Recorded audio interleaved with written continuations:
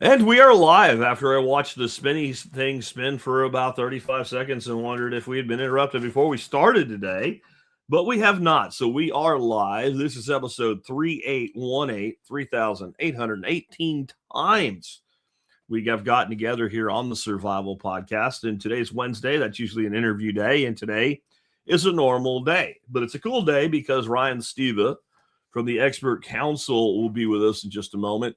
We're actually going to have over the next 3 months, most of, not all of it, most of the Expert Council on the show with others interspersed in between them as they come in.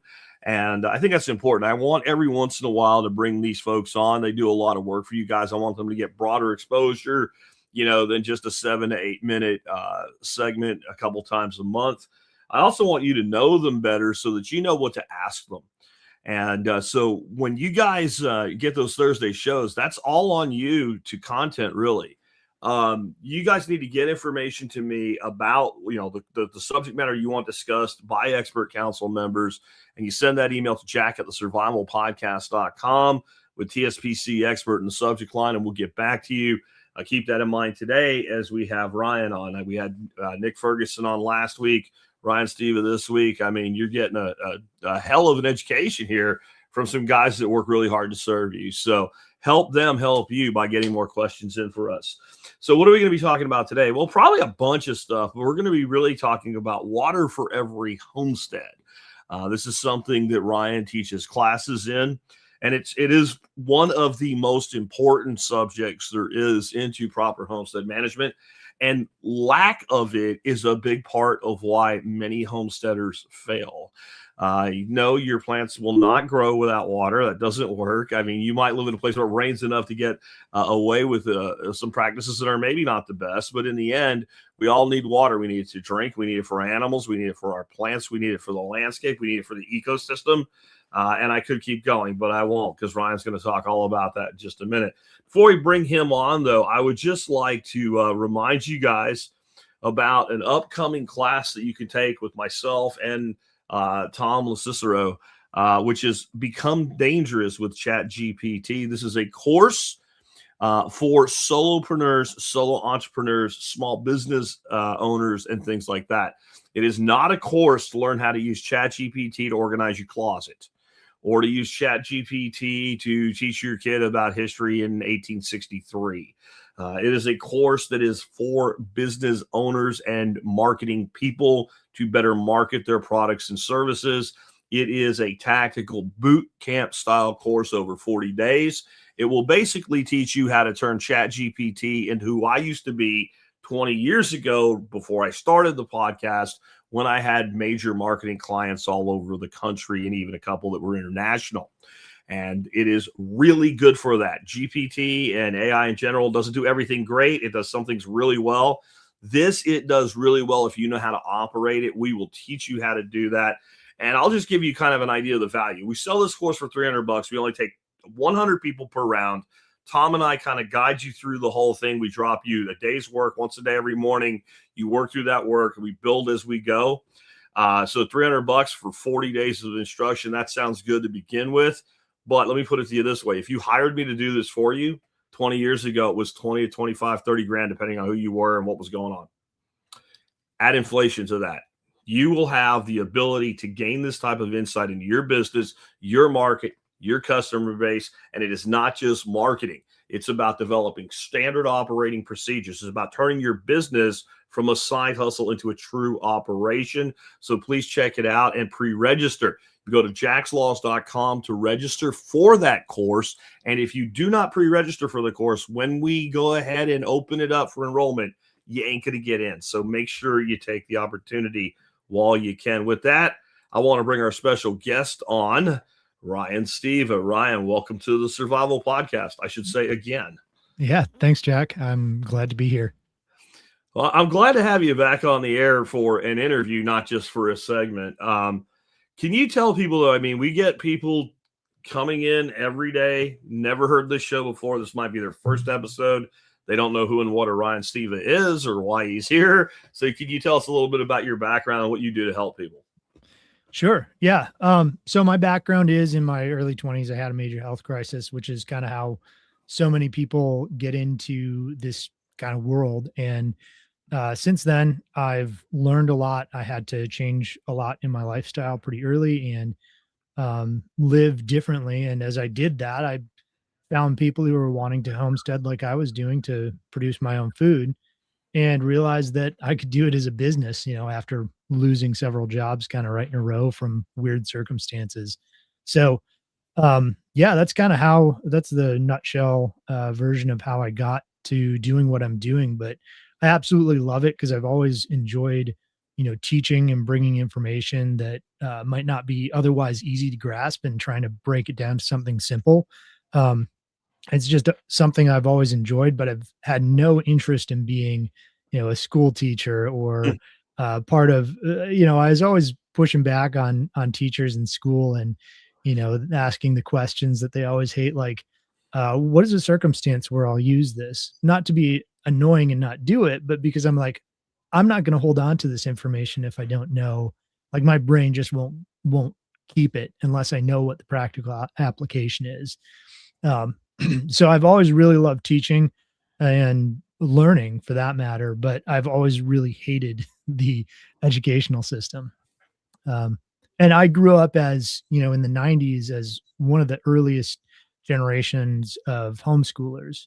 And so, not that I'm perfectly normal and I don't want to be, but the people that I was, in these homeschool groups and things with were like the kids who couldn't go to school because they were just too out there. Gotcha. Gotcha. So, today's subject is water for every homestead, and being kind of well read in the regenerative agriculture, permaculture space. I'm like, I see what he did there. You're kind of calling on PA Yeoman's water for every farm, and I think that's really cool. And Yeoman understood deeply how important water was to farmers, and it's homesteaders are kind of like small scale farmers. So it's Exactly. really important to us. In fact, Yeoman, of course, coming from a very arid region of Australia, really had to get it right. But with that in question, when you say water for every homestead, what do you actually mean by that? And is true water security truly realistic for the average homesteader? Well, it's a sliding scale, right? So it's kind of like, self-sufficiency. How far on that sliding scale can you get? And so, yeah, it's absolutely it may not be doable to be totally water independent, but you can be a lot more water secure. So the further you get on that sliding scale, the more secure you're going to be with your homestead, with what kind of food you can produce, how long you can go without, without water inputs from your local municipality. Um, and a big part of that is understanding not only water cycles, but how to store water because we all think of, tanks or wells or whatever, but there's a lot more to understanding and using and storing water in the system than just those kind of like, consolidated water locations that we all generally think of when we think of water for a homestead. Gotcha, gotcha. Can you explain the water cycle in a way that helps homesteaders make better design decisions in the land? I mean, we all learned about the water cycle in like junior high or high school in science class, ecology class, whatever. But I think that just based on some of the comments people make in general, to the point of being like writing it off, to the other point of like all the water's getting used, like both of those extremes just kind of deny the concept of the water cycle. So clearly there's some educational opportunity there. Yeah, I mean, you can get really deep into it and there's some really amazing stuff that goes on, but really the start of it is the entire water cycle is solar powered. So we're looking at the sun hitting the earth and growing trees, and one of the major the awesome things about trees and really anything green is that for them to get the mineral substance that they need, they actually need to evapotranspirate. So they need to let water into the air somewhere between 90 and 95% of the water that they uptake with their roots from way down in the soil or even in, like water layers, various water layers, they're pulling that up. Now that's getting evaporated into the sky. so that those trees can consolidate and condense minerals and actually grow. And so that creates, obviously, you've also got just general evaporation from surface water and things as well. But that's basically this solar water pump that's pumping water up into the sky, which means you're creating potential energy by moving that water up. And so when we think about water capture and using water on homestead, if we're aware that the higher in the landscape we catch that, the more potential energy it has, we can really benefit from that as opposed to, letting it come further down or wash away. And so what a lot of people don't really think about is that we can store that in the soil or in the water systems. And so we can take that water from, up high on the landscape as it rains and we capture it up high, and we can either store it in the soil or store it in a tank or whatever up high. And now we're keeping potential energy, or using swales and key lines and things, which we can talk a little bit more about what each of those are. Using those systems to hold water in the soil, or using ponds to hold water on top of the soil or in the surface. Those are all ways that we can think of holding that water up high and just reducing entropy. So essentially what we're doing is we're taking the solar power that's pumping this water up, and we're reducing entropy and storing it like a battery. So it's like we're creating water batteries by storing the water up high, reducing entropy, and keeping it for later. And we can either do that with something like a tank, or we can do something, or a pond, or we can get it into the soil, which there's a lot of different ways to increase not only the absorbability in the soil, but also um, to increase how much the capacity of the soil to hold. So Well, that kind of gives you a little bit of idea of this cycle of water going up and coming down and where we can catch it for the most benefit. so I want to give Ryan a kudos there for rolling through that very well. For those of you that do not see the video version of today's show, I just completely disappeared and had to do a little remote redneck engineering to get back into my own feed, and he just rolled through it like a pro. So well done, man. I think I got most of it, so we can proceed on with the interview. I didn't know if one of your dogs was bugging you or something, but yeah, No, he just it was disappeared. an internet connectivity issue that has been at least temporarily resolved. Probably the NSA or the CIA microwave beaming my house or something. Who the hell knows? Anyway, Got to paint your and roof for today. those of you that might take that seriously, it's an effing joke. Anyway, you describe water as a battery, and I know in one of your segments I kind of followed up with that as well. Like everything is a battery, and we can Yes. do things with water to increase water security if we use the battery concept of water. What does that mean to you, and how can a homestead store water the way that we would store energy in something like a nickel, battery or what have you? Yeah, really it comes down to the concept of potential energy. So holding on to that potential energy that we've got because of the solar, this whole solar water pump system that we call the water cycle. And so holding it higher on the landscape is holding it with higher potential for coming downhill. And that's great for tanks. So there's a really simple calculation for PSI, which is helpful to know, but it's 0.43 PSI per foot of elevation change. So every foot of drop in a pipe from, let's say, your tank's up here and your pipe is dropping down here, every foot of drop you'll get 0.43 PSI. And so if you do 2 feet, now you're pretty close to 1 PSI, not quite there. If you do 100 feet, you'll have 43 PSI. Um, so we all know what water towers are. We've seen them up high. That's not especially practical for a homestead, but I've set up several homesteads where we're using solar energy to pump water up, using it for the pump that's direct powered up to a tank, usually somewhere between about 50 to 100 feet up a hill.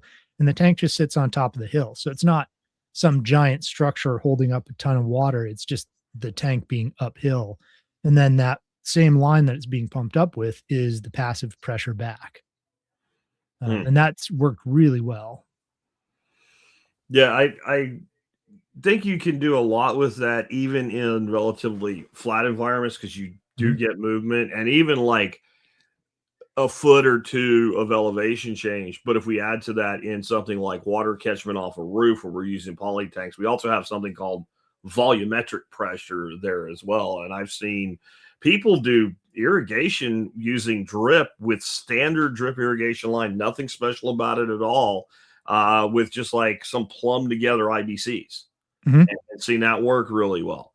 I think people maybe think they need more than they need to utilize some of these more passive strategies. Yeah, for sure. And IBCs can stack on top of each other. And so you can get a little bit of, a little bit of height.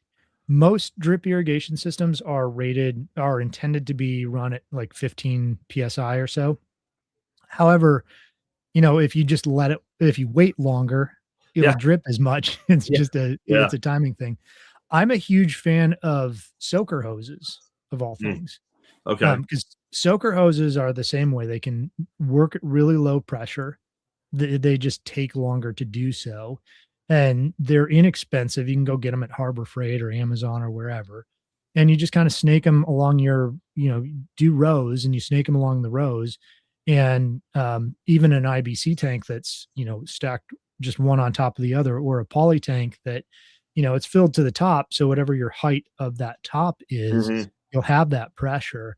Um, but you can use pumps too. A simple transfer pump is, I like what are they? The RV 12-volt RV transfer Sure pumps.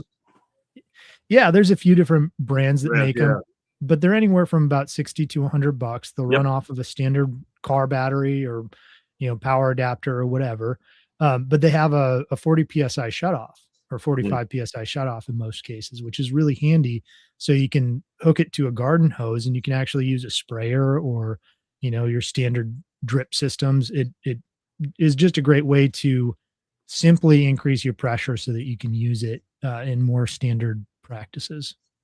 What I love about the Sure Flow ones, and that's what I have for my poly tanks, is that if you get an AC one, it's still a DC one. Mhm. Right, it's basically you disconnect the power converter and now you have DC. So one pump is both pumps, and it's kind of crazy because I think the AC version costs like $5 more. Mhm. So if I was buying one and I would plan to run it in a DC system, I would still buy the AC one because a separate part is like $30. Right. And it's just like I'll put it on the shelf because I never know if I might need to use it for, repurpose it. Yeah, Um, I mean, that's great. The more you can stack things and the more you realize that one thing can do something different than what you thought it did, and when you start to realize that basically all motors are well, a lot of motors, especially in tools and things, are actually DC motors, mhm. that it's being converted in some way to use. That kind of resilience, mental resilience of understanding how something works so you can modify it to your need in an emergency or in a tough situation is really important. Yeah. What's kind of some of the biggest mistakes you see homesteaders make when it comes to water management? Just not planning it properly, Yeah. not so I would say as they kind of think about it, you need to actually put your goals down, and I harp on this a lot, is actually writing down your goals, like, what are the things that you wanna accomplish on your homestead? What is your kind of end goal? And then plan the water from there.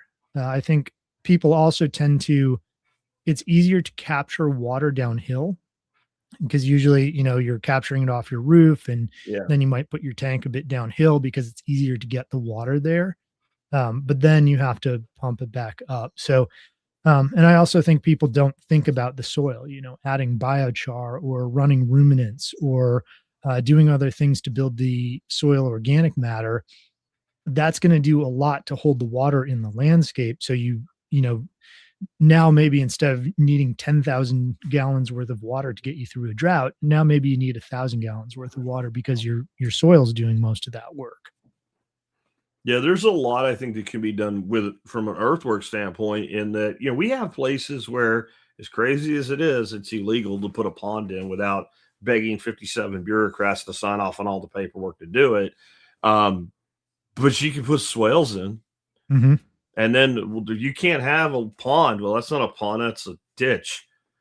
And they That's right. come back in a week and all the water's gone. But it's not.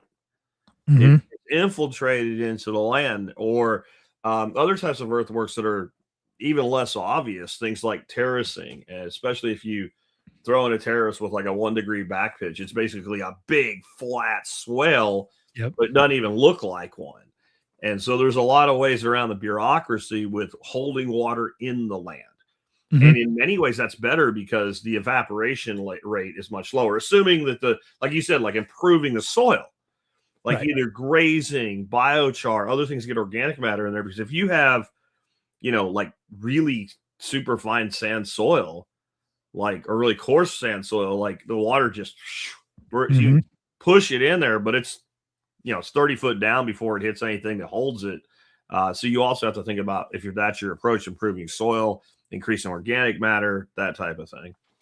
Yeah, or vice versa. If you've got just clay soils and you're trying to do swales and they're really heavy clay soils, that water is going to sit on the surface until it evaporates. It's going to kill all the standard plants that you want to grow in the ditch of your swale. It's so in either case, adding organic matter, adding biochar, adding the chicken compost that comes out of my coop, whatever it is, adding that is going to make a big difference. And the other thing, so I think swales and key lining is a really important concept that are, understanding contour, all that is difficult for a lot of people to kind of wrap their brains around. But once they do, it's such an aha moment. It's such a big light bulb that comes on.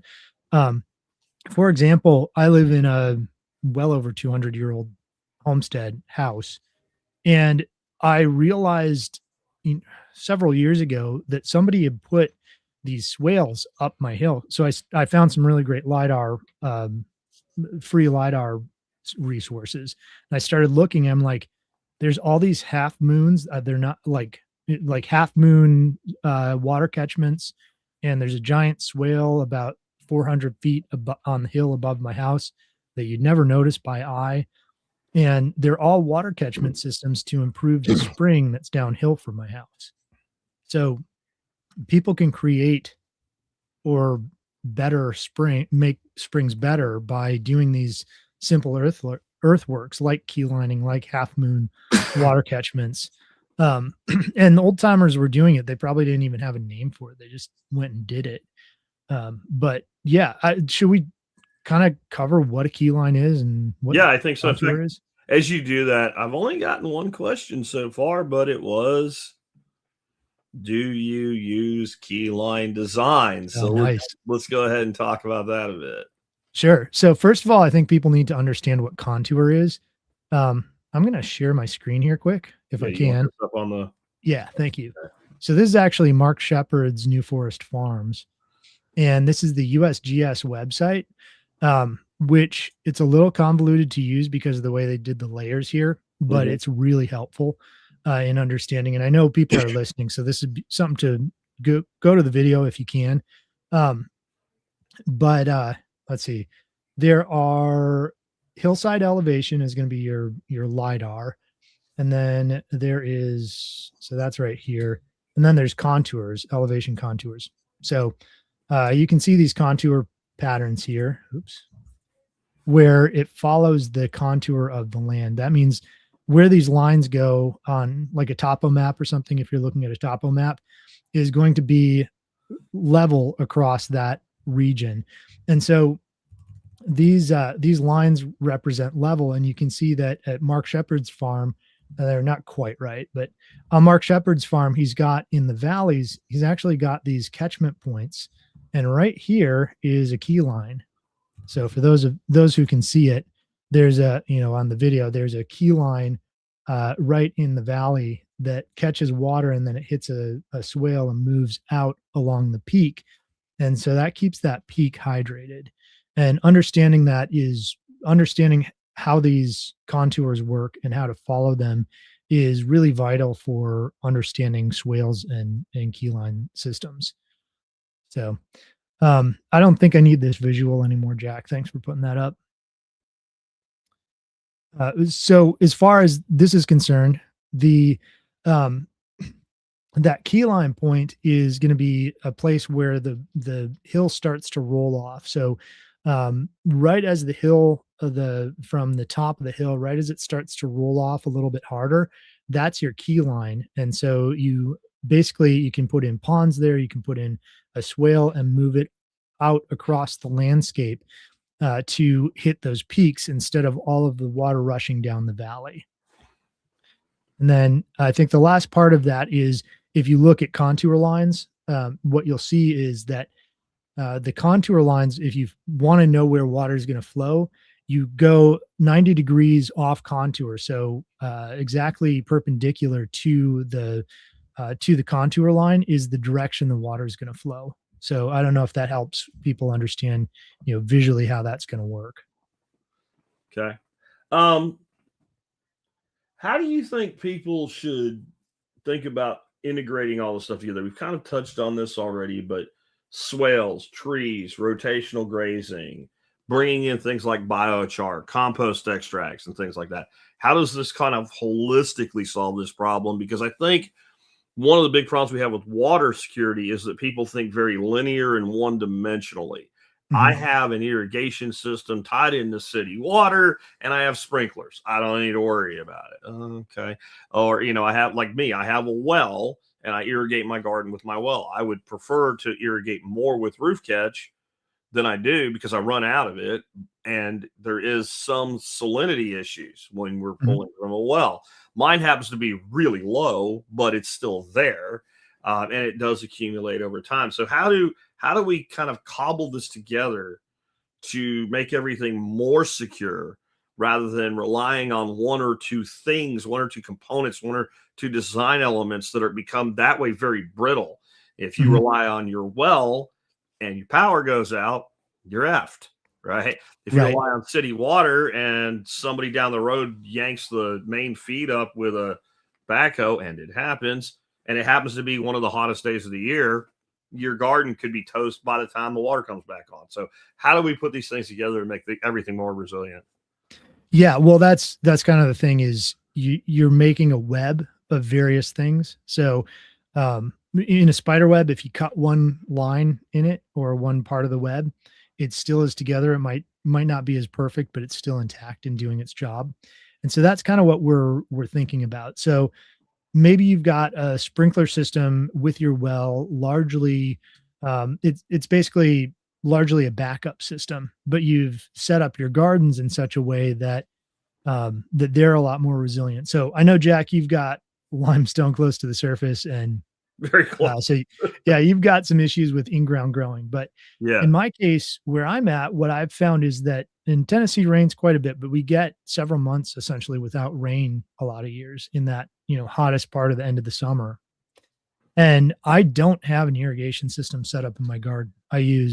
Uh, I've improved the organic matter and I use wood chips. And so I have a lot less evaporation. I've also got water with the wood chips. It actually pulls water back down into the soil from dew and other moisture in the air. So it keeps that moderated quite well.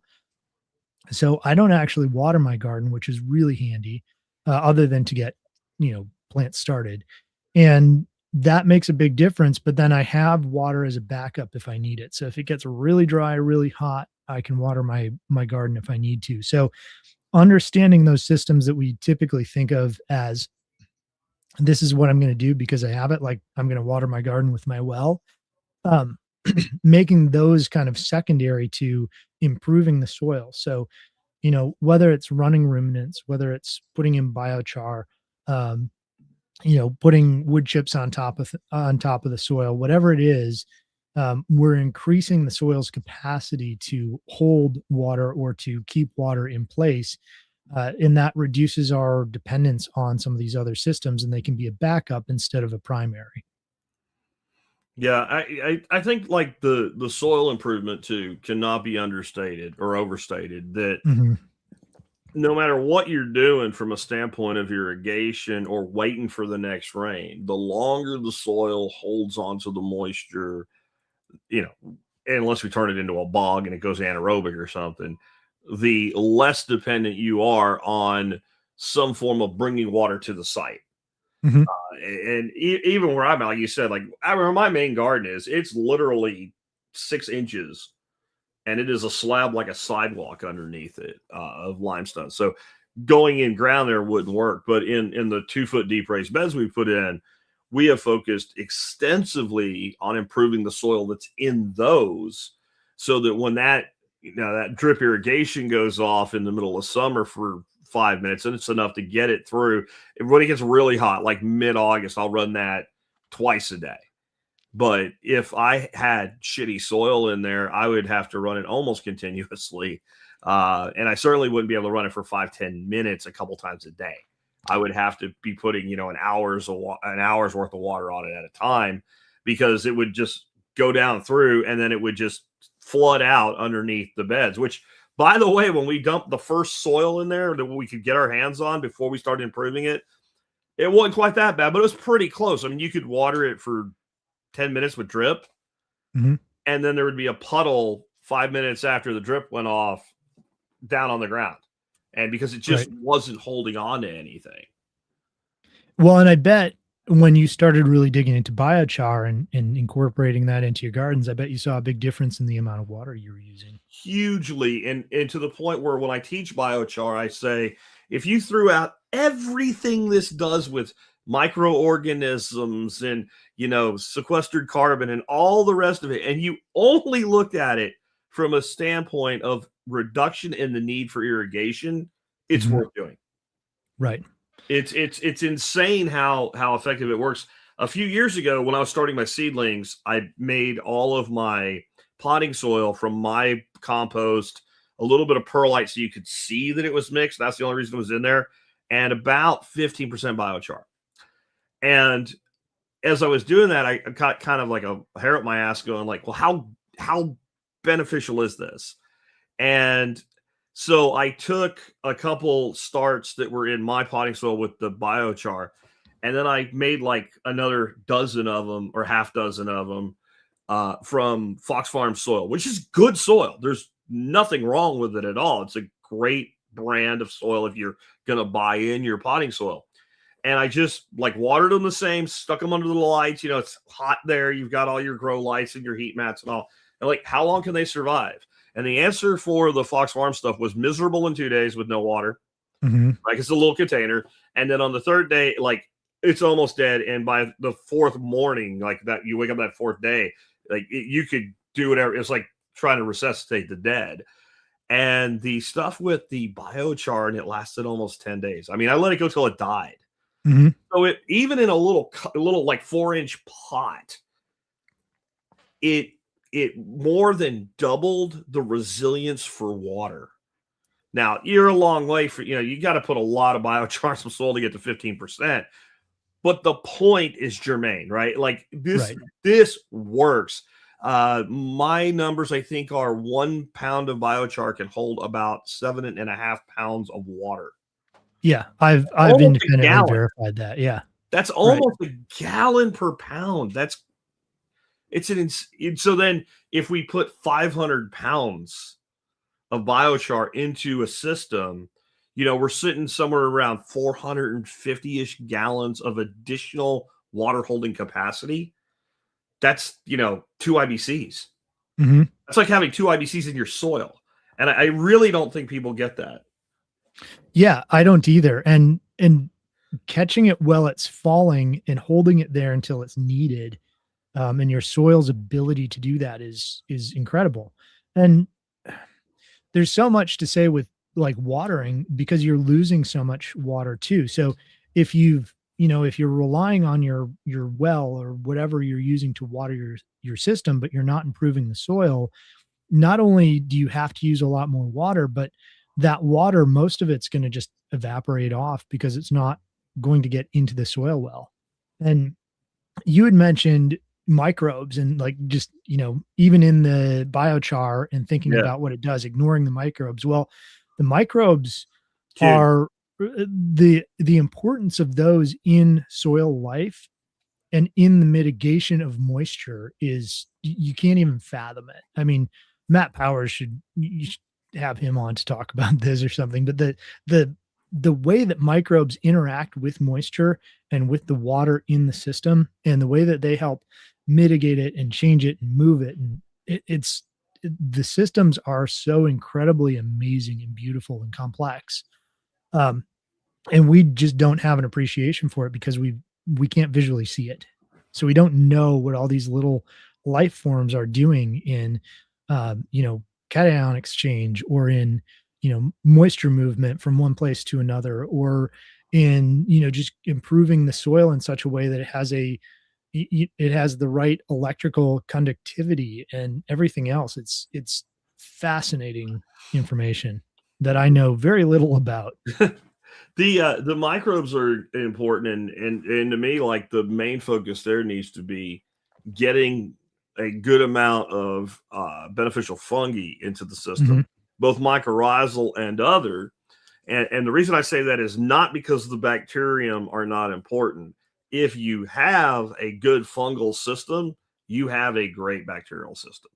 Like, right. it's when people say fungal dominant, it just means there's a lot of fungus in the system. It's still, the bacteria completely outnumber the fungi. And when you can do that, you know, your mycorrhizal fungi, they can't even exist without plant roots. And so when you add mycorrhizal to your system, you're literally intentionally infecting your plants. But don't let Mhm. that word scare you. You know, it's science, bitches. It's a It good infection. And it they is a good literally infection. they Yeah. connect themselves to the roots, and then they have a symbiotic exchange with that plant, and they'll give that plant water. So Mhm, you can have a fungal hyphae network that's your entire bed. And if they happen to be tied into your tomato plant, that's like, you know, giving your tomato plant a root system that goes end to end in your 8-foot bed, yeah. which is pretty freaking crazy fantastic when you think about it. And then all the other things you're talking about, like the cation exchange and stuff. So what's more resilient to being stressed a little bit from water? A plant that is getting all the nutrient it needs, or a plant that's nutrient deficient? You know, kind of Mhm, like that little cold that went around about 5 years ago, that it turned out all the people were dying from it that weren't 1,000 years old, had massive nutrient deficiencies. And right. so plants work on that same premise. The more healthy the plant is, then the less water it needs to be healthy. And that's kind of crazy. I need to go do something. So you roll with that answer. I got another Yeah, interruption to deal with. yeah, well, if it's not the internet, it's something, right? Yeah, it's a dog. Yeah, right. So yes, I think the need for fungal hyphae is really important too. It's a great point, because the fungal hyphae can connect from one plant to another. It can create the ability for those plants to actually talk amongst each other and even share nutrients. It's the fungus is the pathway for all these systems to work together and to share moisture, to share just about everything.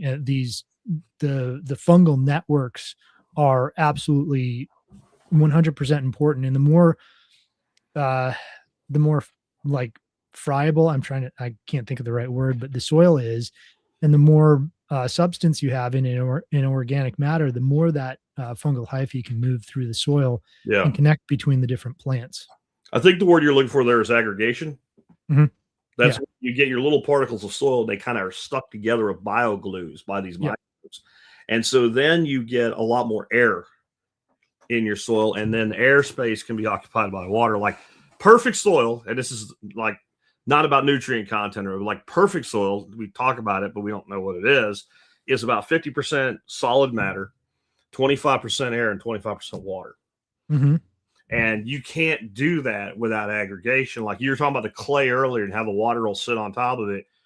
It will, until we manage to aggregate the clay. Correct. And then you dig up clay, and until you dig down deep enough, people look at clay and go, well, that's a loam. Hmm. Right? I remember Elaine Ingham, the first time I met her, she was talking about doing that using, you know, compost teas. And she was like, oh, that's interesting that you think that. Take it away and go test it. And they would test it, come like, this is almost all clay. It's clay organic matter, right? Like, yeah, we can change that structure and that crumb structure. And I don't know about you, man, but I just think this is one of those things that, like, humans that know nothing still innately know that. When Hmm. you pick up soil in your hands, and you show it to somebody who's never grown a turnip or a radish, but it's that nicely aggregated, deep, rich, dark soil. You see the eyes kind of light up, like they know intrinsically that is what soil is supposed to look like. People that don't know the difference between dirt and soil still know that's better. You know what I'm saying? You can take a person out of an office building and give them some soil from or I guess dirt, from a cornfield, and give them some soil from your garden that you've been building over the last 10 years and tell them to smell it and then ask them which one is better. Yeah. Like there's an innate knowing in the brain that one, it's got fungus, it's got bacteria, which we were really scared of and think that we should kill off, right? Because they're dangerous. Yeah. And it smells so much better. You put a blindfold on them, have them smell it, and they'll pick the garden soil every single time, 100% of the time, no questions asked. Yeah. And they could be afraid of dirt, right? And they'll still pick that one. Oh God, my grandkids, their mom has them terrified of every bacteria, everything you wash your hands 87 times a day and all. I just told my grandson the other day, he was over here. I said, buddy, I want you to breathe in and breathe out. He's like, okay. So he does it. I'm like, you said 60,000 toxins roughly go through your body, right? We are able to deal with that. But most of the stuff in good soil is not harmful anyway. I mean, Correct. Another thing about Elaine is she would always say, if you wouldn't drink the compost tea from your compost, you're making shitty compost. Right. And I don't know if I want to push it that far, but I've seen plenty of people do it. I'm just not really into drinking compost water. Like, yeah. Now to be clear for people out there listening, she's talking about finished compost, right? Yeah. That's when the steam's coming off and it still smells like duck shit. No, that's not what she was talking about. But no, and she said something in passing once that I noticed, and I thought that's pretty cool. But she had talked about actually making a compost tea bath. So to get the your skin biome back in place, to actually make take some compost, just a small bag of compost, and dip it in your bath and let it soak for a bit before you get in. And you can actually, because we've all destroyed our skin microbiome with soaps or bathing in chlorine, or that comes from the municipality or whatever it is, using Head and Shoulders or whatever. Even if we've changed that at some point in our life, that's how we function most likely. And so she talked about it as a way to restore your skin biome, and I thought it was a really great idea. Renegade Orchards. Elaine had balls of steel. Ain't no way I'm drinking compost. I think what she had was supreme confidence in the quality of the compost that she was making. I mean, this is also a woman that could put compost under a microscope and say, not only is that good compost, that compost is optimized for strawberries. Yeah. There's a rare breed. We lost something when we lost. For those that don't know Elaine, she was a pioneer in this world of soil biology, and she gave her whole life to teaching others how to do it, and she passed away just about a month ago. So yeah, she's going to be missed in the community. Man, I learned so much from her.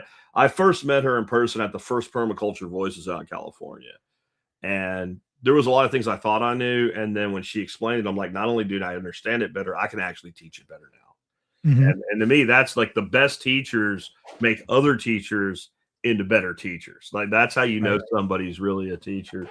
How do you think we should go about and think about collecting and storing roof water effectively, especially on smaller pieces of land, suburban, your quarter to half acre properties and stuff? Like that's actually the number one design element that you have that you can use to build up a reserve of water.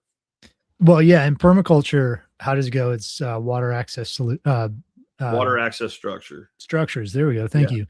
And so that's really one of the first things you want to think about when you're looking at your homestead, whether it's built already or you're building it, is to understand how the water flows across it and then how to capture it if you need to.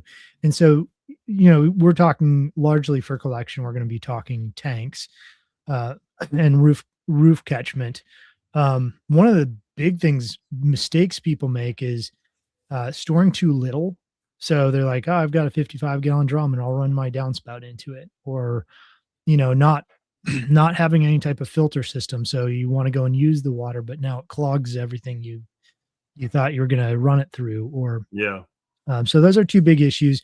One thing I like to say is if you ever see the advertisements for a downspout diverter, it always has it sitting like right next to a barrel or a collection system. And my thought is you always put that downspout diverter as high as possible. So basically just under the gutter, and then you run a pipe down to where you want it. So now you've got water pressure on your side. So maybe you have 10 psi. And so you could even run that pipe out and over to, I don't know, your chicken coop where you've got a 55-gallon drum that you've got waterers on the side of, or something like that. And so you can move that water somewhere instead of just putting it straight into the barrel. But also you're going to get more water from the diverter because you're actually kind of creating a suction event with the water that's going down that pipe into whatever your storage is. So that's a quick tip on that. I have two favorite water downspout diverters. My top favorite one is the Munjallin Smart Filter, and Sean Mills actually introduced me to this, and it's this amazing system that really filters the water really well, but it outlets into a 3-inch pipe. So you can fill, I set one up on I think it's a 2,000 square foot roof on one side of a barn with a 3,000-gallon tank. And we had a very hard rain for about 45 minutes right after I installed the tank. And the tank was, I'd say it was probably about 7/8 full. There's just a tiny bit at the top that wasn't full in that amount of time because the diverter is just so good at moving a high volume of water and filtering it. But there's, you can do a lot. That one's really expensive. It's like $300, but Okay. it's worth it. And what was that called? The Munjallin Smart Munjallin. Filter. Yeah. Don't ask me to spell it. I'm pretty dyslexic. But it's J something or other. JOLIN Smart Filter Mini. Is that it? Yeah. Yeah. The Smart Filter Mini is what I typically use, but they have a larger one as well. Okay. I'm gonna bring that up here in just a second. I tried to find it. I thought you said something like that, and it auto corrected to Magellan, who makes faucets. I'm like, that's can't possibly be it. But yeah, you're talking about this little guy right here. And it's almost, like you said, it's almost $300. Okay. Yeah. Yeah. Are you able to show that on the screen? Oh yeah, I thought I was. Let me get it up there. All right. There it is. I'm sitting there staring at the page, all proud of myself. And well, see, I used to have it so as soon as I went to share something, it jumped up on the screen, but sometimes that's not good. Right. Because then you interrupt things. You're trying to bring it on deck, and I still have bad habits from that, I guess. But so yeah, are there any pictures of the inside there, Jack? Let me see if there are. Yeah, some other pictures. Let's see what we got here. We got this. Yeah, the blue. There you go. Yeah, here we go. All right. So again, I'll try to describe it for people just on the audio, but basically there's this spring-loaded sock kind of thing inside, and the water comes through from the top, and that kind of sock is basically your filter, and so the water can push through that. And the harder it rains, the further that sock pushes down. Okay. And so the more water can push through it into that the direct outlet below. And then the little bit of water that's needed to push some of the debris out and things is going to go out the right-hand side there on that other. So you'd hook up your downspout to the right-hand side, and you'd hook up your 3-inch. So that part I've got expanded right there. That's water being delivered, right? No, that's water going to the downspout. So that's your wastewater essentially. Okay. That'll be your debris and downspout, and then that one's where so the water's not going through from the outside. The water's coming in from here inside the sock thing. It's kind of like a French drain pipe wrapped with filter wrap. Yeah, and that filter out of there, that actually brings it down here into your catchment side. Okay, correct. And that'll take anywhere from 90 to 98% of the water that comes down your downspout, even in heavy rains, will get sent to your tank. That's very cool. Yeah. And very clean water then too. And Mhm. I think a lot of people when you talk about clean water, like, well, yeah, I'm not trying to drinking that anyway. Well, first of all, maybe you will someday, and there's additional things, but we're not really filtering it for that purpose. What we're filtering is debris, Right. which becomes really important. First of all, if you keep doing it a long time and you don't do that, you end up with a big, giant, skanky, nasty, anaerobic layer of shit in the bottom of your cistern or your catchment tank. The other thing, though, is since you have that suspended solids and you try to put it through something like drip irrigation, it clogs the holes. Mhm. Or even when you're like, most people are running some sort of a little screen, like a rubber hose washer with a screen on it for things like sprinklers and spray nozzles and things you should be. And so then you're out and all of a sudden it looks like you have no water pressure. And so you go to take it off and you get sprayed in the face because it's just that screen is completely clogged. And it's there to do its job, but it'd be better if it didn't have to do it so much and you didn't have to clean it out so often. Yeah, there's some really great inline filters that you can hook up to your hoses. And that's true for city water too. If if you have to use city water, you can get carbon, basically CTO inline filters. And I think they're generally sold as an RV filter, but they're great for gardens as well. They'll take out a lot of the chlorine, less of the chloramine if that's what your utility uses, but they'll also take out a decent amount of the fluoride um but they're really helpful like for city water for plants as well. Yeah. Um the and so people oftentimes want to do first flush systems, and I think I covered this in an expert segment a while ago, but I really kind of despise first flush systems Okay. because they're so prone to freezing. You've got this little hole at the bottom where the water is supposed to dribble out, but it's supposed to dribble out the same thing that's supposed to be catching the debris. And Yeah. so that hole always plugs up. Yeah. A first flush system also means you're not going to collect small amounts of water. So like if you've got a dew, like a heavy dew that sits on Yeah. your metal roof and Yeah. runs That's what I've down, always thought. Yeah. yeah, you'll miss it from the first flush system, whereas the Monjolin or some of the other diverters will catch that a lot better. Yeah, that's a great point because I have mornings this time of year, especially up till about June, when then the arid high pressure moves in and everything's brown. But up until about then, I'll get up in the morning and I'll look out, I'll have a cup of coffee, look out of the back of the kitchen and like, did it rain? Well, it didn't rain. It's just roof moisture and it's dribbling out of the downspout. I don't have any I have rain catchment on the shop because it's all metal roof. I don't have any rain catchment on the house, but if you're using something like that, then you're constantly picking up that dewdrop, and across a month or two, it's a significant amount of water. Yeah, absolutely. Especially in times where you're not getting rain. Jack, I put a link in there or a thing to pull up on screen because this is the other downspout diverter I really like. Yeah, I got to remove this one because it's still there, even though you don't see it. There you go. All right. So I'll try to explain this one too. And you can see that image of the downspout diverter right next to the barrel instead of up high. But this little diverter is really cool because what it does is it uses the effect of surface tension. So when water's coming down your downspout, it almost never falls down the middle. It catches and kind of clings to the edge. And so as it goes down, this little $10 diverter, which is a lot more feasible than $300, it interrupts that water and the debris ends up getting kicked kind of down and into the downspout. But then there's this little lip that collects the water and pushes it out the side. So this is the least expensive, most effective semi-filtering downspout diverter that I've found. So $10, you can put one on every single one of your downspouts, throw an IBC under it, and have some decent water collection for almost nothing. And how much did you say these were, like $10? Yeah, $10 a piece. Yeah, that's pretty brain dead easy to work out to do. And I guess what you're saying is these are really good. They're not maybe as good as this other thing. It's $300, but you'd rather have really good ones everywhere than one in one place. Yeah, I mean this is a value play, right? So I can collect water at a very low price and it does a good job. Yeah. A couple of things that don't work perfectly about this filter is one, it will get some debris through. So if you have small debris, it's going to go through and get in your water. and two, it doesn't do a lot of volume. So it'll catch small amounts of water. But once you hit enough volume that it's not going to run down a 3/4 inch hose, Yeah. then, you lose out on some of that water.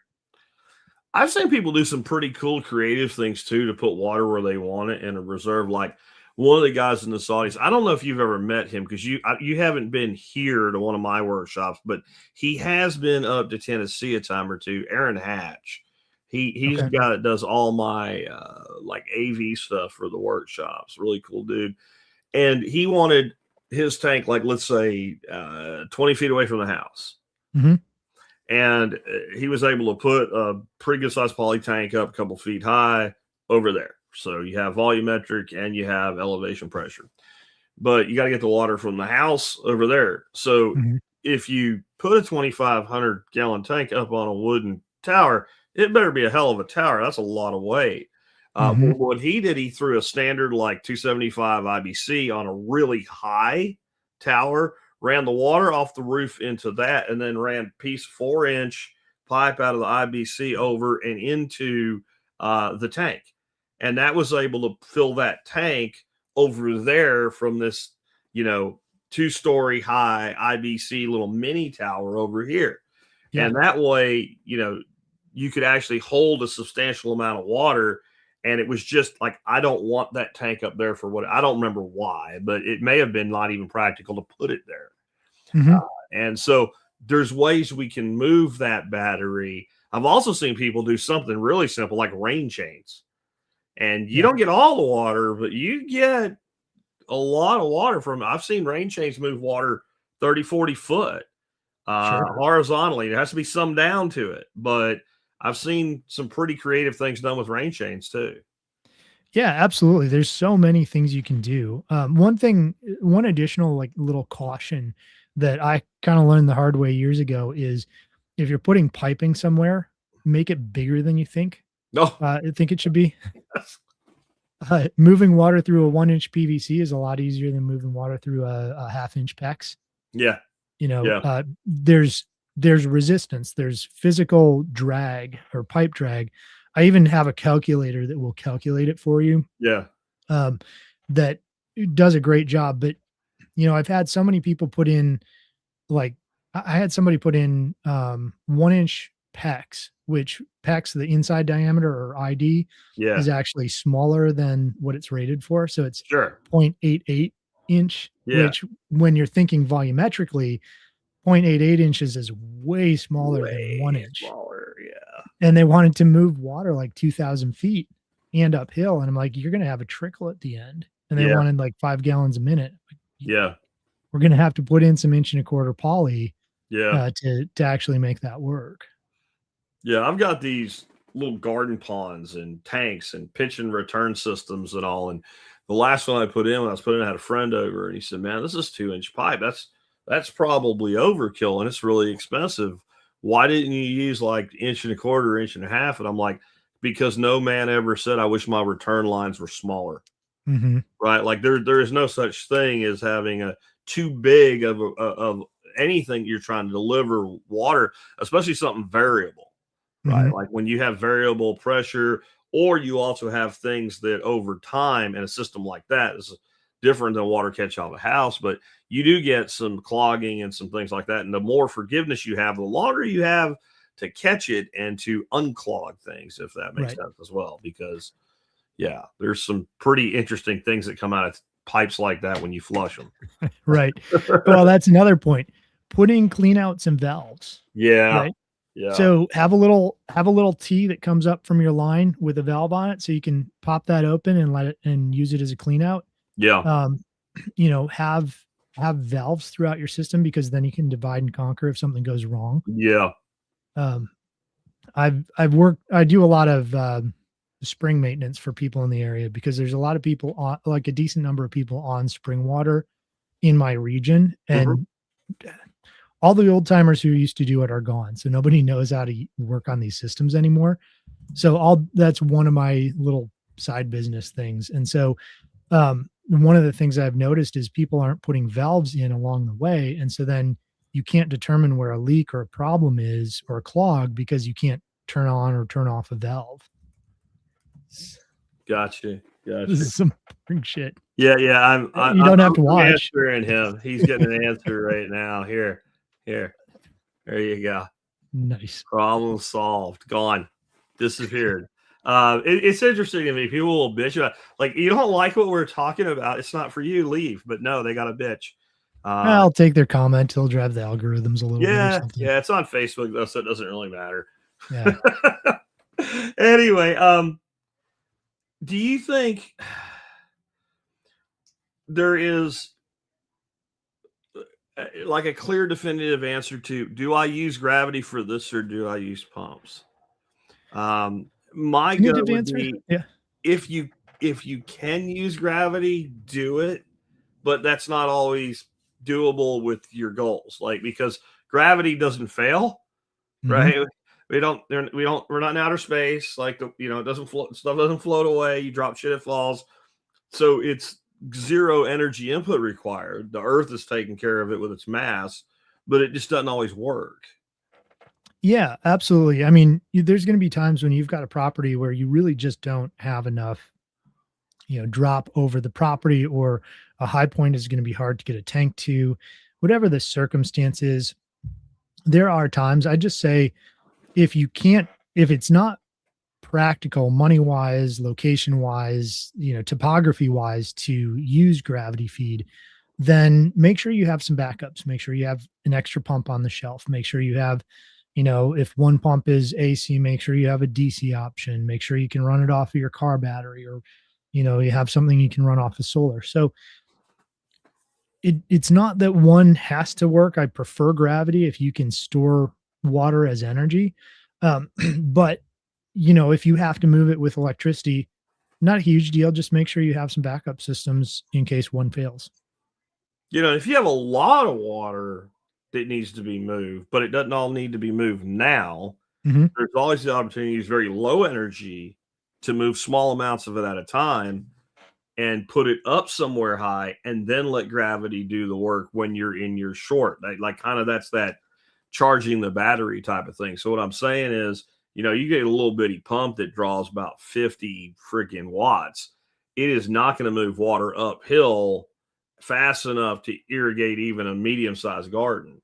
But if it puts the water up there and it runs all the time until that tank that it's putting it in is full, you got plenty of time between when you pull water from that tank to when it fills itself back up, if that makes sense.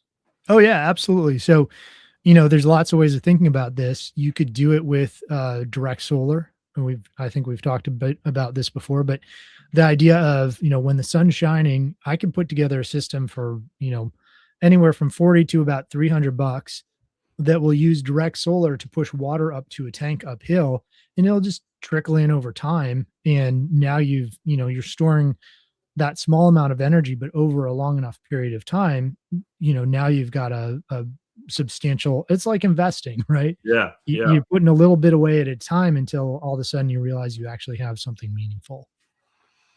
Earlier in the beginning of the conversation, we were talking about how, like, certain systems that don't have that much pressure, you can still run drip. And one of your statements was, well, yeah, and maybe you have to let it run longer. That also is not a bad thing. The longer it takes for water to go in the soil, the more of it actually goes in the soil. That's kind of the whole purpose of drip, or like you said, you like soaker hoses as well. Like, when you haven't had rain in a long time and you get like a huge downpour, but it lasts 20 minutes, you're like, well, that was pointless. Right. And you go outside and you everything's like puddles everywhere, but a couple hours later, it all dries up and you move a half inch of dirt with your foot and it's bone dry underneath. Right. But if you get the same volume of rain as like that slow, wet, weepy, like takes a day for it to happen, freaking everything's beautiful after that. Yep. Like I really enjoy some mornings. Like, I know it's going to rain like that. You go out, you take a picture, and then you take a picture the next day at the same time. And the green difference, like, it's almost like, especially when there's electrical storms, I think that's something to do with pushing nitrogen in the water. Like, the green is almost ethereal. Like, it doesn't even make sense how different that green becomes. Yeah. Yeah. The ozone too, I think, the ozone that's introduced, or O3, is meaningful in that process. But yeah, you're absolutely right. And I think understanding all these different concepts and being able to start putting them together as you design out your property, realizing that water getting into your soil a little bit more slowly means less evaporation and, basically better holding capacity. And so you become less worried about, oh, it's not dripping quite as fast as it should, or that is Yeah. quite as I saw on this YouTube video on how to set up drip irrigation. You start worrying less about the things that don't actually matter and more about the things that do actually matter. Yeah. If you wanted a half gallon per emitter or something, whatever your number was, if it takes 15 minutes or it takes 30 minutes, you don't care. Mhm. It's not like you're sitting there blowing pressure into the tube to make it to come out and you're going to pass out. I mean, it does it. It's you set a timer and walk away, Yep. and then, like I said, that slow movement, like a lot of what we do from a earthwork standpoint is about slow and spread. Mhm. That's the whole point anyway. We want that water to take a long, slow path.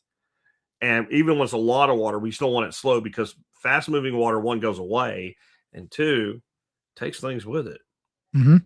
Right. Yeah, Like, my poor neighbor, before we became friends and I started helping her with stuff, um, she listened to the NRCS and the USDA about her soil samples, and she's on a pretty steep hill, and she was raising sheep, yeah. and she sprayed it all with 2,4-D to get rid of some of the weed, a handful of weeds she didn't want. And now the hill, I'm not joking, it looks like Mars, right? The sheep have nothing to eat and everything ran downhill. And now one part of her fence is like that high because there's so much soil that, it's the Built up low at the point. bottom. Yeah, the soil just started building up behind the Yeah. fence, leaves and debris, and then the soil got stuck behind that, and so she's lost most of her topsoil. Um, and if somebody had just slowed down that water, used stone lines or something similar, where you're spreading out the water and letting it trickle through in all kinds of places, but you're moving it away from the valley and towards the peak. And then thinking again about contour, and the water is going to run 90 degrees off contour. Now that water is spread out instead of being consolidated into that valley, Yeah. it's being moved out to those peaks, and it's not going to come back into the valley for quite a while because it's out further. And she's got plenty of stone that, we could have gone and put in a couple of really rudimentary stone lines and avoided that disaster altogether. One of the most underrated, inexpensive, and easiest things in the world is stone lines. Mhm. It's uh, why don't you explain what a stone line is for people that are like, we don't know what the fuck they're talking about? Yeah. So I've got a whole video on it if people want to go to my YouTube page and watch it, but I'll try to give you, the audio version of it. Yeah. Um, so the biggest pushback I got on doing that video was, "Oh, it's just a retaining wall." And in a sense, it kind of is, but it's like, you know, a Corvette is a vehicle and a F-150 is a vehicle, and right, they're different vehicles They for do different different purposes. things. Yeah. Um, so stone line basically is you take stones and you put them on the contour of the land. So at a level across the plane or across the landscape on contour. And then as water and debris and other things run downhill, they hit that and they spread out. In my case, I put it right below my chicken coop and run. And so, because all my entire property is a hill and it's sloped, so I don't have a flat place for my chicken run. And so, when my chickens are making compost for me with wood chips and chicken poop and all the other stuff we throw in there, that ends up downhill, and it's just going to go into my neighbor's property. So what I did is I put a stone line just downhill from that, and as the chickens kick and scratch and all that, it then hits those stones, builds up, the water spreads out, it slows down, it soaks in, and I also catch all that organic matter. Mm. So now that's a little orchard, and it's really simple to put in. So it's simpler than swales in that you just, once you find the contour, which is fairly easy, again, I've got a bunch of videos on that. Then you just take the stones and you set them in place on that contour. And depending on your slope, you might cut in just a little bit to keep the stones from rolling downhill or whatever. But it's incredibly simple, and it can really improve, not only improve your soil, but spread out the water, help with soakage, help with drainage issues. Yeah, it's just a incredibly simple technology, I guess. I don't know Yeah, it how is you. a technology.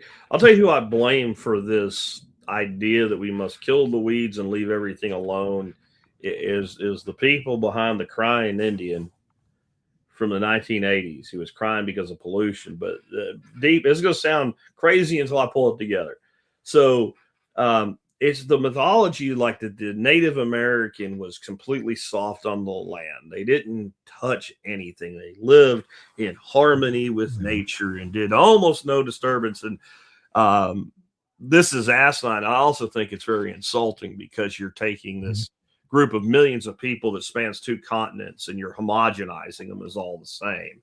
But they were very active ecosystem managers. And just because we didn't recognize it when we got here doesn't mean it wasn't what it was.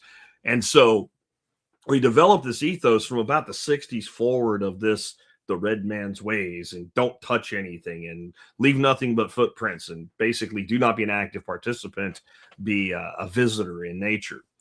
And so it leads to this idea that all I have to do to fix this thing, that by the way, we fucked up in that case by spraying herbicide or in some other way, is leave it alone and nature will repair the damage. Okay, tell that to the Grand Canyon, right? It's going to be a canyon forever, even though nature did it, right? It's not going to, you're not going to see Bermuda grass growing on a piece of the Grand Canyon anytime soon because that erosion is so excessive. And we can do micro versions of that. So, an instance of this is there's a nature center about 5 miles from my house we hike at. And they got this area. And I was talking to the lady that, takes care of everything. And it's just this wash and it's all caliche, which is like crumbled up limestone rock and like nothing's growing on it. What y'all? They had it all blocked off. No nobody walk on it, right? And so, what are you doing with that? She's we need to give it time to repair itself. It's about a 60-degree slope of caliche. Yeah, that's not going to repair itself. You are out of here. So I was trying to explain to her, and this is not a dumb person, right? She's probably got a degree in ecology or some shit, but you could see like her brain trying to accept what I was telling her, but her training just like Jedi repelling that shit. Like, keep that away from my brain. I don't want that in there. I was explaining like this would be a perfect application for gabions, which is basically a stone line in a different way. Yeah. And if you put like a gabion row there, and I was showing her, I had my little flashlight with the laser pointer. I'm like, right across here, right across here, right across here. Then you'd have deposition traps, and this could actually start to restore itself. And she said, well, we have experts here that know what they're doing. And that's where I just shut up. Right. But I think like your friend wasn't that person, but in a way they were, because the idea was once this gets damaged, then all we have to do is just like, don't put the sheep on there and it'll come back. Well, it's not coming back. Right. Some of these places will slowly repair, but some of them will never repair without us, or they won't repair in a human lifetime. But something like stone lines or gabions or swales and some active management can actually restore these things that we've damaged. And I think, again, we have this ecological fairy tale, that in all cases, the best thing to do is nothing.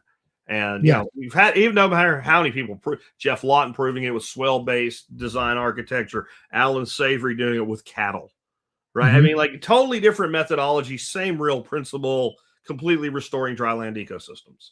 Yeah, absolutely. In my neighbor's case where I was talking about, she's got these giant gullies. It looks like Mars because we've got red clay here. The actual probably best and easiest fix, and I'm not suggesting anybody do this because you need to know all the nuances, but is kudzu. Oh yeah, for her. If we fenced out those areas that are really badly damaged, put a little stone line above them to spread the water out a bit so it isn't going down quite as fast, planted kudzu and let our sheep graze around it so the kudzu never got out of that space, it would restore that soil. It would bring it back to having some type of roots in it. Yeah. And then once that established, we'd pull the fencing out, let the animals graze, and then things will start popping up below the kudzu because the sheep will eat the crap out of kudzu. Oh, they will. So that would probably be the cheapest, easiest, most effective way to deal with it. I don't think I really want to put kudzu on our land or near my land, but like if managed properly, it's actually an incredible restorative agent to the system. And maybe you wouldn't want to do it there because it's not there yet, but there's a lot of places where people are all freaked out about that. And you're like, do you not see what lines your entire road? Right? Like they're Mhm. worried about kudzu. It's like, you already have all the kudzu. Right. You already have all the kudzu. And, sheep, goats, grazing it is the way to manage it and control it and turn it into an asset. Yeah. That's why it was originally brought here. Turn it into vodka. I don't Yeah. know. Yeah. Whatever you want Oh, to do with the it. tubers are huge, and that's Yeah. part of why it's so persistent. Is the tubers are huge, but they're basically a giant carbohydrate Mhm. reserve, and so yeah, you can make alcohol out of it too. But a bitch to dig up. I will say that about it.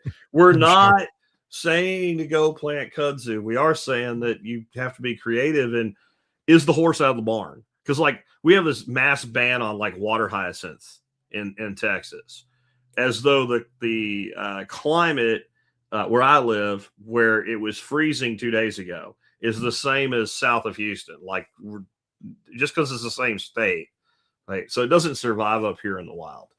Down there where it does survive, and they're literally writing tickets because somebody has it like a water garden in their backyard or something. What do you think you're accomplishing? You Mhm. can't drive by a bar ditch that's not full of it. And they're like, see, it's invasive. Yes, It's already there. this is there. Now, if it wasn't there and you brought it in there, then you're kind of an ecological asshole. Mhm. But who brought it there in the first place? Might we just say? Yeah. Was it some guy with an aquarium hobby, or did the government plant the kudzu? Did the government plant the autumn olive? Did the government bring the water hyacinth to Jacksonville, Florida to clog the St. Johns River? It was the government that brought all this shit in. Then they want to punish somebody for possessing it. It's kind of nuts. It's not really the subject today, but Well, um, then Monsanto can function stack on top of that and sell them some herbicides to get rid of or whoever. yeah. Monsanto doesn't exist anymore for that There's matter. another water management hack there, and like things like water hyacinth, water lettuce, and stuff like that. Like one of my friends, basically, he turned his swimming pool into a pond. He's Mhm. got all this aquaponic stuff around. He has these big towers. He'll grow things like sweet potato, and they're just basically a loop of horse fence. And he'll take like sweet potato in there, and he'll weave it in and out. And every time you weave another vine back through, he'll add more material. Well, all he's doing is taking the water hyacinth and water lettuce and shit out of his pond and Mhm. throwing it on top of that vine. And then it just like the water just weeps out of it. And so you've got this basically hydro tower. And by the end of the season, it's full. It's 3 foot high piece of it's 3 foot high tower. It's completely full of the most beautiful black compost you've ever seen. It never needs to be watered because every day he's throwing handfuls of that shit into it. And then when you pull it off and dump out the compost, it's just full of sweet potatoes. Yeah. Right. But that's a water management strategy. That's something like people don't realize like that's not that's a compost system. It's also Mhm. a active growing system, but it's also a water management strategy.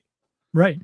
Yeah, I mean, you can see like there's places in Africa where things like water hyacinth have basically taken over these lakes. And realistically, people could be pulling that material out, using it for compost. Like the problem can become the solution because that plant is cleaning the lake, but it's also doing damage to the ecology. So, Yeah. okay, let's harvest it mechanically, but you put it to good use. Now it can go onto farmlands and all that runoff that's coming from farmlands that we should fix before it's runoff, but we're not. Now we can take it back to the farmland because it's showing up in water hyacinth, right? Yeah. That We can water reuse it. hyacinth is something we need to develop an industrial level method of harvesting so it becomes an asset because what's been tried hasn't worked very well. Right. There's a couple lakes in Africa that have been completely taken over by it.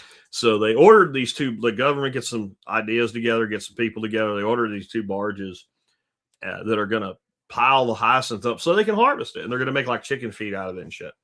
So they put it out the lake and they were dumb enough to run them both simultaneously. It took about 15 minutes for both of them to sink. Because Wow. when it first comes out, it's carrying a lot of water with it and it's very freaking heavy. And so they needed some way to like drain off the decks and so they gave up on that. But the St. Johns River is the place in the United States that we have the most issues with it. And if they could do that, they could probably, people don't think of Florida as a place that grows cattle, but there's a lot of cattle raised in Florida. You could probably feed every cow in the state from just the water hyacinth out of the St. John's. Mm-hmm. And now you're back to a water management issue. And now it becomes an asset because the St. John's is not exactly a pristine, clear river. And that's the other thing. Like hyacinth grows in places that are polluted and high nutrient. That same lake in Africa, they had a huge rain event one year and it basically flushed the lake out. All the hyacinth died. Mm-hmm. As soon as that nutrient level went down and it took what was left, it killed itself basically. And I mean, I can see that in like my garden ponds. I'll throw it in there to keep the evaporation down and all. And late to the season, all of a sudden it starts to yellow up because that nutrient load in that pond has gone down so much at that point of the year. So it's not the problem people think it is. Kudzu, it can be a problem. Go to Atlanta. Well, if we were not scared of red meat and we used grazing animals, kudzu would never be an issue. So, especially you said like the easiest thing I think to raise for meat that's easily processed is like hair sheep, like your Dorpers and your Katahdins and stuff like that. They'll eat the shit out of that.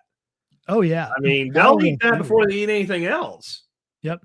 It's Matt the welder, by the way. But yes, look up Matt the welder. I think he's very libertarian minded, but he's got all these awesome videos about how bad government is and how they're destroying the ecological systems, the water systems in the name of protecting them often. That's, you have this incredibly dirty fucking river. Let's get rid of the plant that filters the dirty shit out of the river. With a poison. That then clogs the fish's gills. Yeah. Well, that's it. So that's one thing for people that are using these water plants you need to know. Hyacinth does this, but water lettuce does this even more. When that plant goes to the critical nutrient load and it starts to die, it drops roots.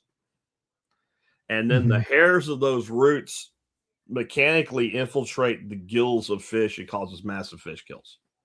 Yep. And people say the plant killed the fish. Well, in a way, you killed the plant and the dead plant material killed the fish.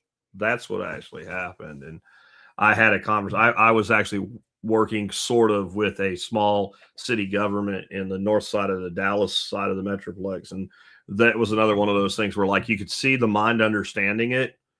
And then eventually the mind going, I do not want to understand this because my job depends on me not understanding this. So I'm going to pretend that I don't understand it. Like, the cognitive dissonance is always interesting watching, this is a little off topic, but no, it's not.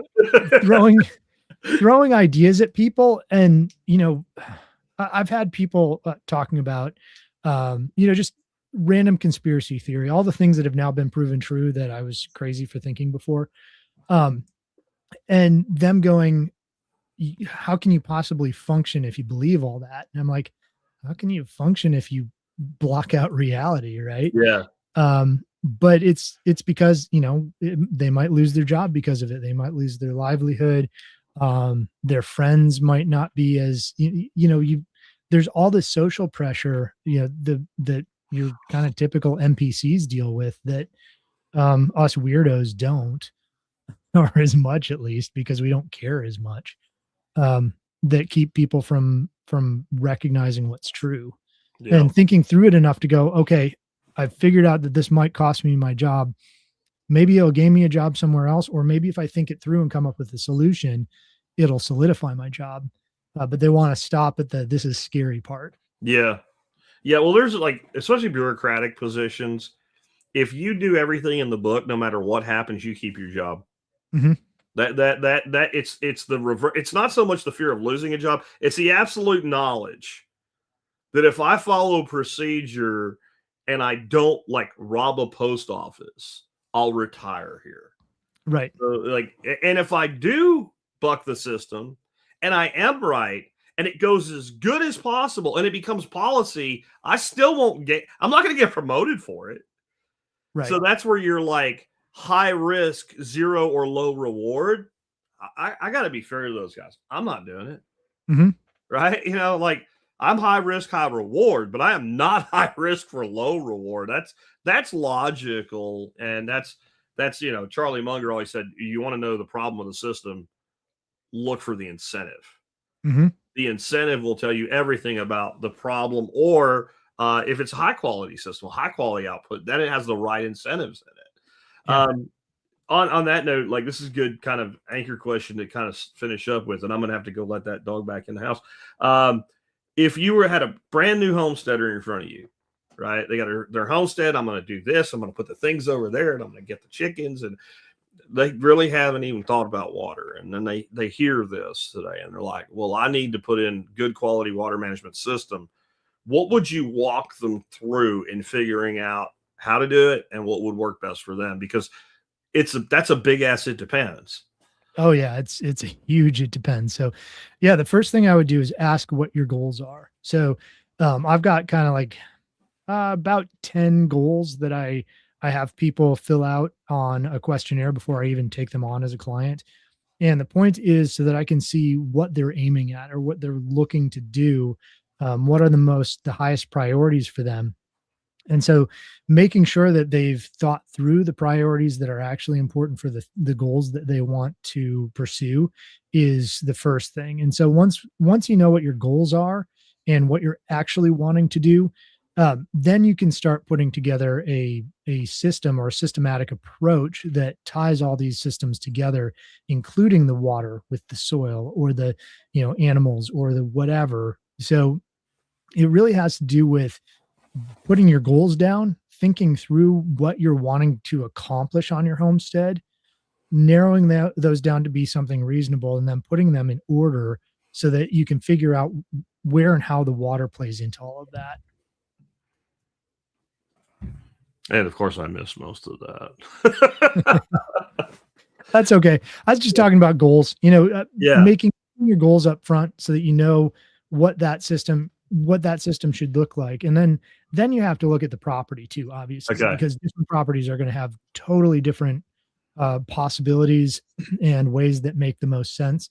And so that's where the huge it depends comes in is how is your property laid out? Where can you collect water from? What kinds of things you can do earthworks wise? Is it worth it? Does it meet your goals? All that. So yeah, big it depends on all of that. Yeah. Yeah.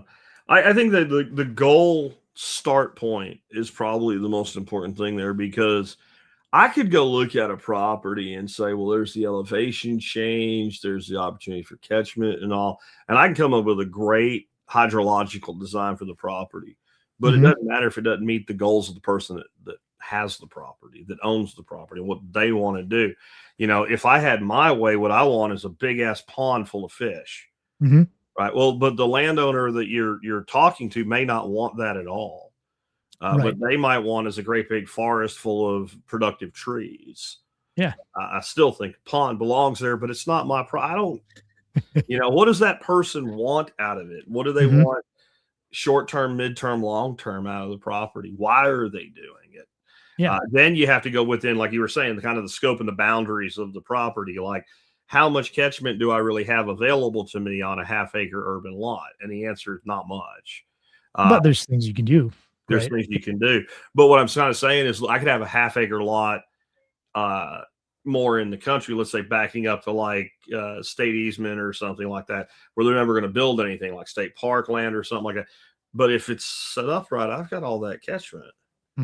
Right. So I don't even have to have the land to benefit from the catchment if the catchment's there and if the flow is right. But if it's the backyard of a neighborhood with a bunch of 6-foot privacy fences, I pretty much have what I have, and I have to operate differently, even if otherwise the land's almost the same.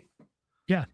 Yeah. I mean, so my direct neighbor downhill is looking at building a house, but currently they have a barn that used to be part of my homestead. And the water channels right through the barn, and it's destroying this 100-plus-year-old barn. And he's like, I don't know what I'm going to do, because he just bought the property. And I'm like, well, we could move the water on my side of the property. I don't mind putting in a little swale or something, because that's what should have been done all along. It's just not my property. So on their side. So I've never even looked in that barn. Yeah. No. So Yeah, there's almost always a solution. It's just how good of a solution is it? Does it meet your goals? You know, are you going to get the department of making you sad coming out and bothering you about it? All those things, you know, need to be considered in it. You help people directly, right, with design decisions and things like that. Tell Mhm. people a little bit about what it's like to work with you and like where do you work with people? Like, Nick Ferguson, if you pay him enough, he'll get in a truck and drive to Washington State. Right. Do you do that or do you kind of work regionally? So I generally work regionally. Okay. I have done some travel. I've also done some distance consults to the extent it's feasible. Yeah. Um, and I'm just like Nick, you know, I'll travel wherever if you pay me enough. Sure. Um, but what I prefer to do is I've actually got a network of guys who do the same stuff I do, so we can bounce ideas off of each other. And you know, I'm a lot more technical than some of the guys. So if they've got like water issues like this, they'll oftentimes call me in as a separate consultant. So we work together a lot. And I've been able to find people like somebody in California that's got a totally different ecosystem than I'm used to called me about a consultation because my name comes up on Google so easily. And I was like, you know what? I could charge you a whole bunch to come out there and then not be available when you actually need me on site Mm. to figure things out. Or I could just talk to my network of guys and see if anybody knows anybody out in your region. And we found somebody half an hour away from her. And, you know, we were able to, and that person knows that area really well and is able to be there if needed. So, um, yes, I'll travel, but I try to talk myself out of a job if Mm. I can find somebody else or something else that's more viable for that person. Does that make sense? No, it absolutely makes sense. I have people often ask me why do you have a speaker's agreement on your site? Because it implies I'm going to say yes. Right. I don't want to go anywhere. I like being here. It's Yep. not that I want to go anywhere. I don't want to go all the time. Like Mhm. I'm a podcaster, not a consultant, so I really don't want to go. But Right.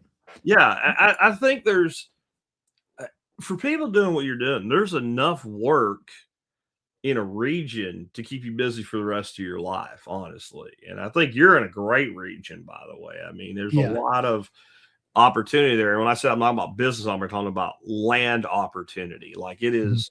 it's a great growing zone. It's got relatively decent soils. It's got most of the year reasonable rainfall. It's got good elevation changes, lots of rivers, creeks, springs.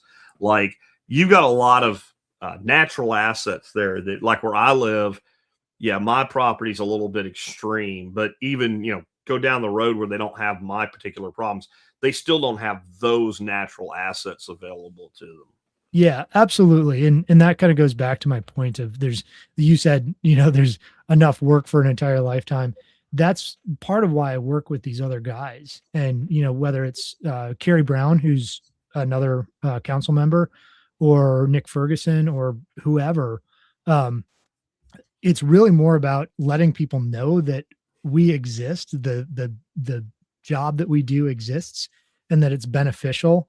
And kind of my elevator pitch to people is if I can't take you on as a client and save you dramatically more money than you're spending for me to be there, then I'm not going to take you on as a client. But there is so much work. It's really more about getting the word out to say, hey, you could save a ton of headache by just hiring me or somebody like me. If you don't like me, if I'm annoying to you, you know, I've got other guys who do the same stuff, who I can trust, who, you know, have good moral character and will help you out with what you're trying to do. Yeah, absolutely. Well, folks, again, the website that you can check out is thehomesteadconsultant.com. Ryan also has Instagram, YouTube, TikTok, X, all of it. So I'll make sure all those things are in the video or the audio notes for today. If you're watching us on video, right down there in the video notes, there's a link to get over to my website where the audio version will be published about 30 minutes after we wrap up here. So if you're still watching us live, it ain't there yet. If you're on the Memorex version, it's probably already there and you can get access to all that. Before you go, can you hang out and answer a few questions here for some people?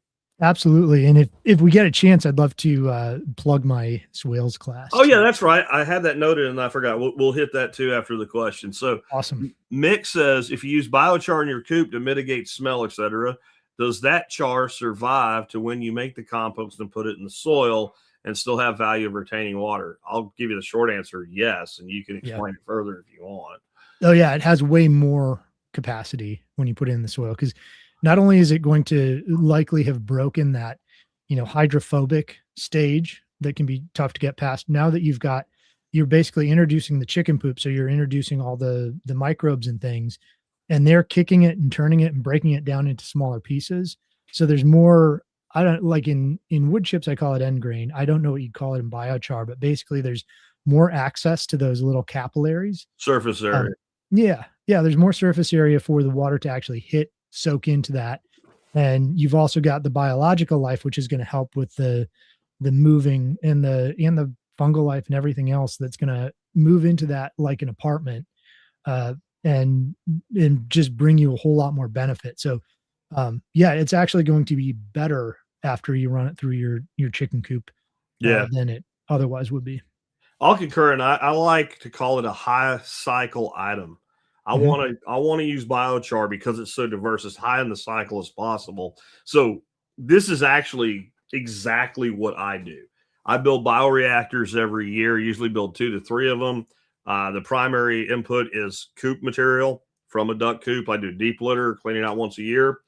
Every time I throw down a bale or two or a couple of wheelbarrows of wood chips in there, I dump a 5-gallon bucket of biochar all over the coop. It does keep the stink down. It reduces the fly population, and the birds actually will eat it too. They won't eat all of it. That ain't going to happen, but they eat quite a bit of it. And then that passes through their system and they deposit it on the land. So that's good. But by doing that, we get all that functionality in the coop about stench and absorption and not having flies. Well, then when we move that into the compost, you don't, like when you use biochar, generally you have to do something to it before you put it on land. We don't want to use raw char. It will eventually solve its own problem, but initially, since it is so sponge-like, and it's not just sponge-like, Ryan was talking about like cations and stuff like that. There's a level of like electrical charge that actually causes things to adhere to it. And so it's kind of like dropping a sponge into a bowl of water. It's going to take a lot of water and then slowly give it back. And so if we don't, put it in compost, charge it up with compost tea, add organic fertilizer when we put it down or something like that, we could actually create a deficit in our plants. When it's in compost, you don't have to do anything. It's rearing and ready to go, and it lasts thousands and thousands. We're not even really sure how long it lasts. Some people go to the extreme and it's forever, and some people say it's it's 5 years, and it's somewhere in the thousands of years. There's soils known as terra preta down in South America that they can identify these pieces and components of charcoal that are still in them that they know are at least 6,000-7,000 years old. So is it forever? For the purpose of your life, yeah. If you figure out how to live to be 7,000, let me know. We're all going to be rich, and we don't care about the biochar anymore. We're going to be good, Yeah. Well, and I did a podcast recently with a friend about, there's this proverb that goes, a good man leaves an inheritance to his children's children. Yeah. And that, that 7th generational thinking where biochar is going to be handed down. If you hand down your property and you actually steward it and take care of it, it can be handed down generation after generation. And that little bit of biochar that you took the time to put into the soil is going to be there for longer than our brains can comprehend. Yeah, definitely. I mean, think about our country's about to turn 250 years old this year. That's a blip on the longevity of pyrolyzed carbon, because that's what biochar really is. It's pyrolyzed carbonous material, and it, like I said, for the purpose of our lives, it's eternal. Homesteading Heathen gave us a $4.99 super sticker. Thank you for that, sir. Thanks, I appreciate it. Heartland Acres, can you make, just a comment, you could make IMO bath. I guess that's when you're talking about compost tea bath. Yep. So IMO, indigenous microorganisms, that's not really in my wheelhouse. I play with a little bit, but I have no doubt that that's true. And it's kind of, you're playing with the same organisms. Yeah. And IMO, or indigenous microorganisms, you can pull them from just about any forest, but if you're going to do that, find the healthiest, oldest growth forest you can. to pull those IMOs from, because that's going to be, if you can find a true old growth forest, that's gold. You're going to find a balance of microorganisms that's going to be incredible.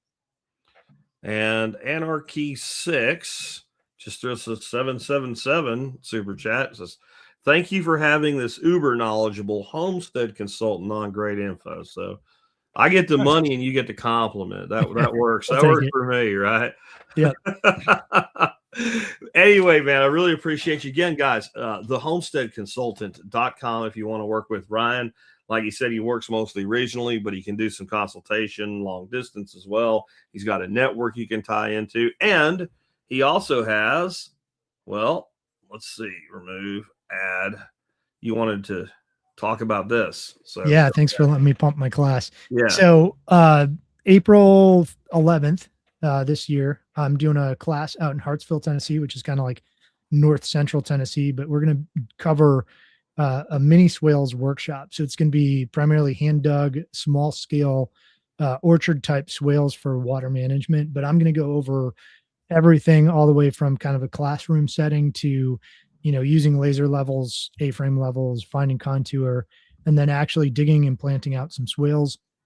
It's going to be $50. And it's kind of like, Jack's Being Dangerous with ChatGPT class, where he did one where it was a lot less expensive, and now you're paying the full price. This is going to be a introductory price for the first time I run it, because I realize there's going to be things I need to learn about a workshop that I'm going to screw up. So I'm giving you a better price because of it. But it's a full day workshop on April 11th, 9 a.m. out in Hartsville, Tennessee, for $50. And if you want to be a part of it, just email me at thehomesteadconsultant@gmail.com and I'll get you set up.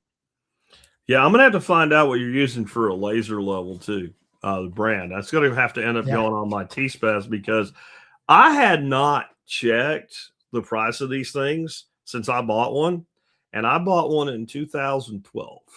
Mm-hmm. So they were like, your entry level product was $500 back then. Kind of the step up I went was like $800. Mm-hmm. And I just pulled that up on Amazon, and I see a whole bunch of them for like $100, $75. And I don't know if that's what you're using or if they're good enough for this kind of work, but that wasn't an option. Right. When I invested in mine. So there's a couple ways to go on this if you actually want me to answer it. Yeah. Okay. Go ahead. Okay. So I just a couple days ago released a video specifically on my favorite laser level for this, because it has it's like a pro grade, almost pro grade laser level for about $250, and it's got a receiver. Okay. So the receiver is really important for being able to use it during the daylight. Yeah. And so I've got a whole video on how to do it, plus all the links. So if you want to steal those links to put in T-Spaz, you can. But if you want to do it like at sunset, you can get away with one of those like $50, cheapo Home Depot ones. Yeah. Cobalt or whatever, and just using a yardstick, and you can do it and do it accurately. It's just not as nice as having the receiver in a full-fledged system. No. But it sounds like what I paid $800 for, you can buy for $200 to $300 today, and that's correct.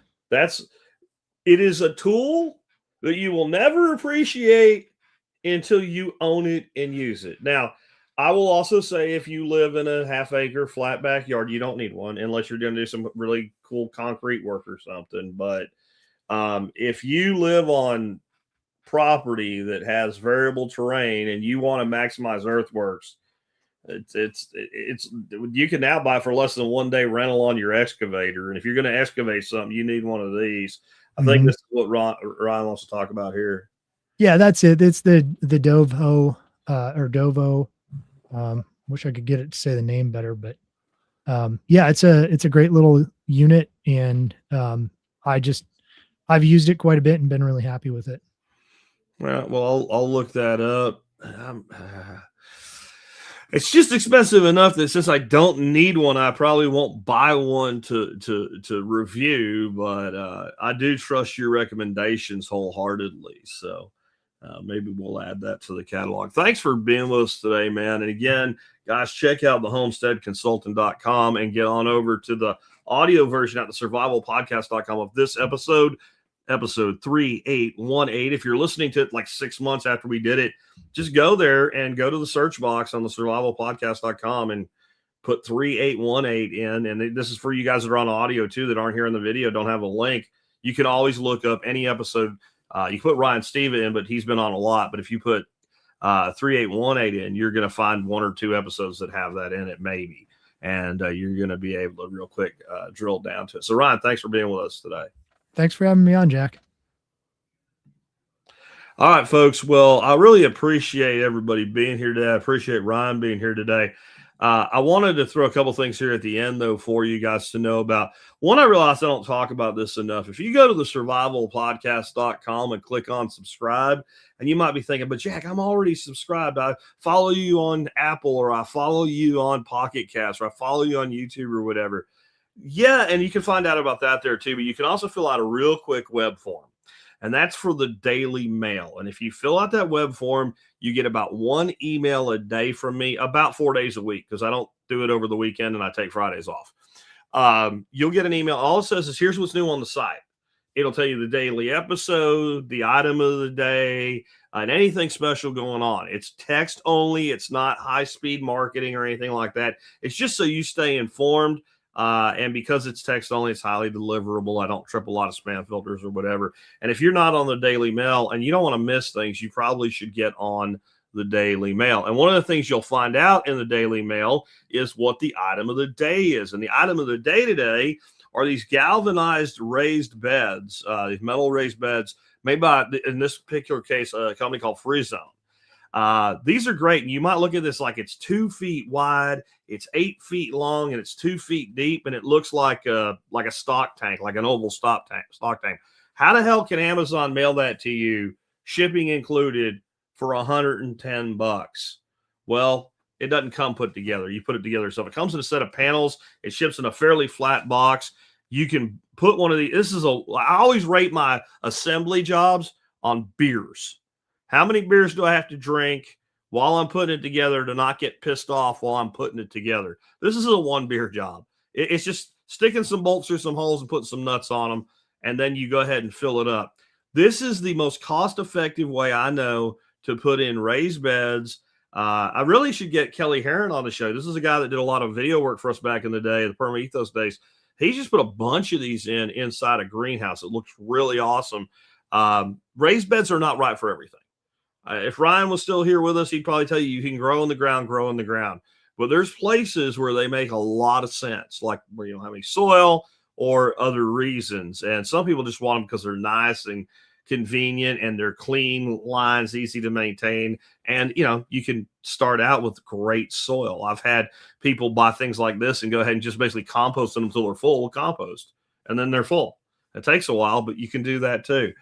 Check these things out. They're on. The reason I'm bringing around, they're on sale today. They usually cost right around $145, $150 a piece.